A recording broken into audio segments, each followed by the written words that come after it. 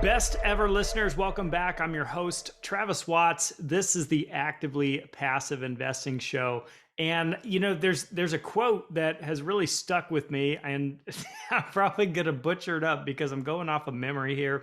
It was during my study a few years back into Stoicism, and so all of these philosophies from nearly 2,000 years ago. And I can't remember if it was Epictetus or Seneca or Marcus Aurelius. I don't know who coined it. And again, I'm probably butchering it, but it's something to the extent of you can be twice as rich by desiring half as much. And I think there's so much power to that. And I want to break that down, and I don't want to scare you away by thinking this is an episode about live below your means, cut up your credit cards, or do what I used to do in college, 3 meals per day, $2 per meal, $6 food budgets. I'm not advocating to restrict the things that bring you fulfillment and happiness. It's actually the exact opposite. So what we're talking about is the philosophy that I subscribe to, and it's that, you want to increase happiness. That's usually the end goal at the end of the day. Why do we do the things we do? Why do we go to jobs? Why do we work up corporate ladders? Why do we save? Why do we invest?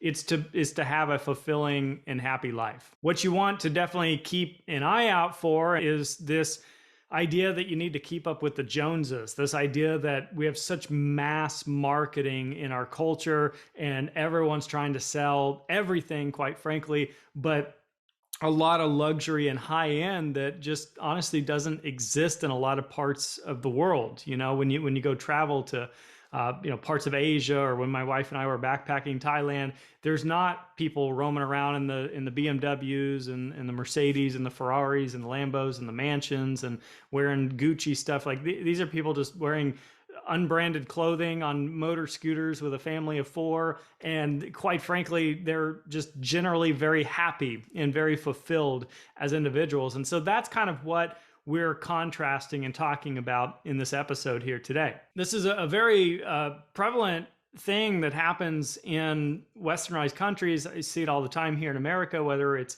talking about realtors driving their BMW or whatever, or a doctor or a dentist having their second vacation home and or their nice cars and stuff. And there's nothing wrong with having this stuff. I'm not trying to advocate that at all. The point is that I think a lot of people are doing it to prove themselves, and not because those are the items that actually bring true fulfillment and happiness. One of my favorite actors in childhood was Jim Carrey. And he's gone through a pretty interesting life. And if you've tuned in here, there was a recent episode a couple months back where he's talking about potentially retiring and stuff. And he says to the person interviewing him, he says, I have enough, I've done enough, and I am enough. And I thought, that's really powerful stuff. That is the core of what we're talking about. And a couple years ago, in fact, on this show, I believe the episode was called something like How to Know When Is Enough. And I talked about getting stuck in the success cycle where once you have 1 million, then you need 2. And once you have 2, you need 4, and 4 to 8, and 8 to 16. And it just never stops. You're on this hamster wheel till the day you die. And you look back and you think, it was just money. It was just money. Why was that so important when I missed out on so many other things? I want to share this story, true story, about, 6 months ago, of an investor. I work in investor relations, and I'm on the phone with this guy, and he's in the medical field. I forget what his exact title was. And he's telling me he owns, this practice, and he runs this other small business thing. And he said, Travis, here's my deal. He said, I just got to level with you. I can't live on any less than what I'm living on right now. I've got a couple kids, my wife, myself, we do our vacations and we live a normal life and all these things. And I said, okay, no, fair enough. Totally understood. I said, how much, if you don't mind me asking, how much is that we're talking about? And he said, it's $600,000 per year. He said, I don't see how I could trim any of that fat. We're down to what we need to live on at this point, and I'm just looking to expand from there.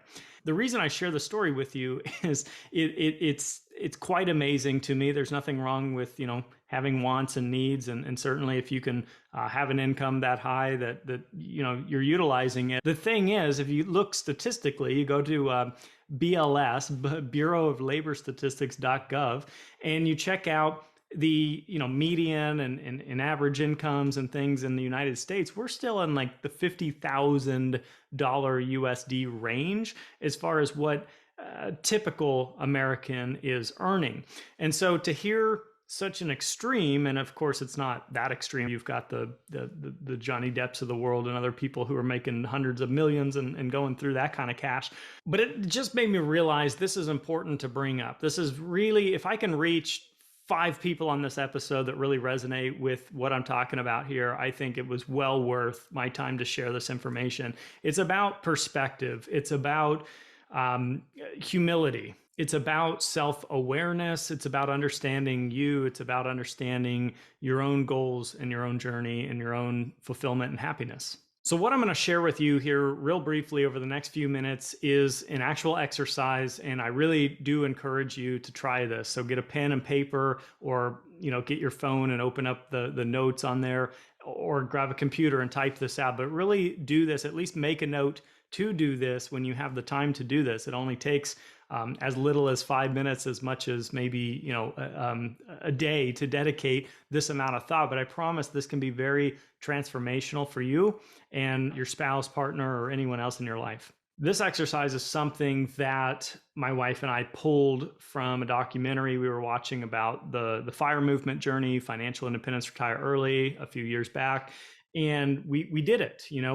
We did what I'm encouraging you to do, and it made a huge difference in our life. So I want to share that with you here in this episode. So first thing is, this is the exercise, real simple. Write down 10 things that bring the most happiness and fulfillment to your life. Don't get caught up in the weeds and too much detail around it. Don't worry about money in terms of writing out this list. If the thing that truly brings you the most happiness is a Lamborghini, write it down. It doesn't matter if you have the money for that or you don't, just put the money thing aside. Anything and everything, spending time with kids, walking in nature, going to, the movies, having a date night once a week, your favorite things to drink or eat, social things, vacations. I'll pause here for a minute and I'll let you think about that list.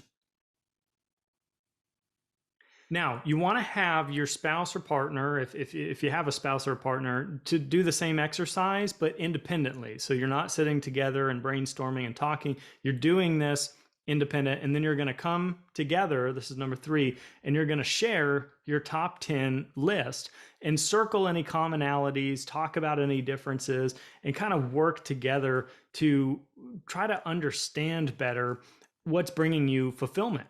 Now, the last step to this is to crunch the numbers. I encourage you to just jot down. I know they're going to be guesses, okay? But based on the top 10 things you wrote down, try to really quickly off the top of your head, at least for a starting point. Again, don't get caught in the weeds on this. Try to write down what these things might actually cost. Give you some examples. You want a 4-bedroom single family house to live in Florida.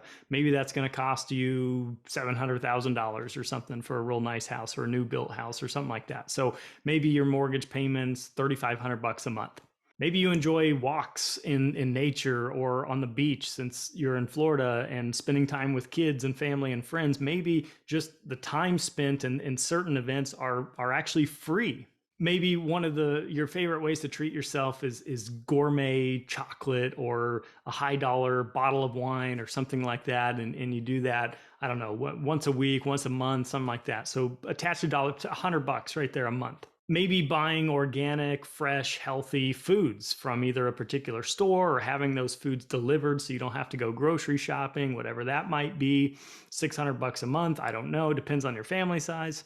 Vacationing, maybe you like to go on 3 vacations a year, so you're going to allocate $1,000 a month into an account, saving up for these vacations. Reading books, one of my favorite things to do, as little as $50 a month. Get a library card, maybe it's free. Get an Audible account, maybe it's $20 a month or something like that. Gym membership. Maybe you like to stay in shape or have kind of the luxury high-end equipment to use, $100 a month there. And then of course, bills and internet and miscellaneous and insurance and cars. I'm just going to throw all that in a bucket for example purposes right now. We'll put $4,000 a month right there. So if you collectively add all of those numbers up that I just discussed, as just one example, not obviously saying that's your example or mine, just an example, that would be around $10,000 per month in terms of a lifestyle. Now, that's quite crazy to really think about, that you could have all of those things in your life, if those are the things that bring you the most happiness and fulfillment, for $120,000 per year. Some of you know at this point where I'm going to take this conversation. Now I'm going to pull out the old passive income card.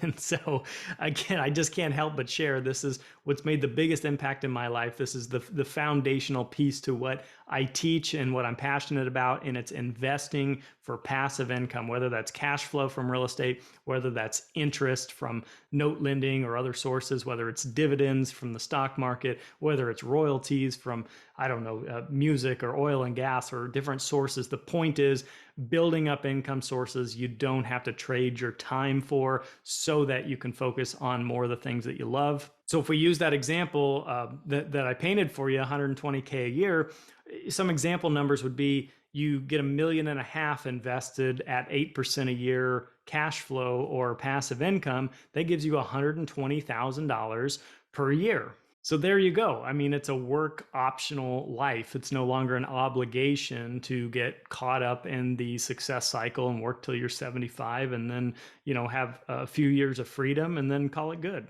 Time freedom, financial independence, financial freedom, I don't know, just whatever you want to call it, doesn't matter. To me, that's the name of the game. And for some people, that's achievable in their late 20s or mid 30s or 40s or 50s or 60s. Quite frankly, it doesn't matter, per se when you get there. It's just that eventually you can free up your time and have more choices in your life. Now, you may be like the medical professional I talked to. You may need $600,000 per year, and that's totally fine. That's $50,000 per month in passive income. So that'd be $7.5 million invested, 8% a year cash flow. That gives you $50K per month. Or, a lot of people ask me why 8%. I'm never recommending, endorsing, I'm never giving any kind of financial advice. That may be my number. That may be what has made sense for me personally. That's not to say it makes any sense for you. Your number could be 15%. Maybe you're doing your whole, I don't know, you got some kind of e-com business that's on autopilot that's pumping out, big money there. Or maybe 4% a year. Maybe you're saying, I don't like risky assets at all. I don't like to be in anything like stocks or real estate. I just want to do some very conservative, bonds or something. So maybe 4%. So the point is, you just have to run the numbers. You just have to run the math for you and decide what makes the most sense. So with that, you guys, I'm just leaving you with that final thought. I truly appreciate you tuning in. As always, I'm Travis Watts, host of the Actively Passive Investing Show. I hope you found some value in this episode here today. And remember the Stoic philosophy, the Stoic quote that you can be twice as rich by desiring half as much. Have a best ever week.